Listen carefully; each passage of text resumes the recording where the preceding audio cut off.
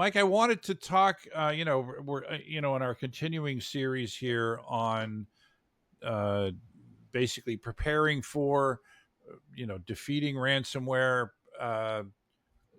Being able to respond to it effectively. And one of the topics that comes up a lot, it came up in our last recording, is this idea of a tabletop exercise.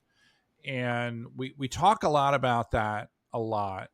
And I know that back when at my previous employer, when we started showing people what an actual tabletop exercise looks like, they got really excited because I don't think that a lot of people do this. Yeah. So it's okay. So you're saying the first thing we do is so it sounds like we need an incident response plan before we do a tabletop exercise.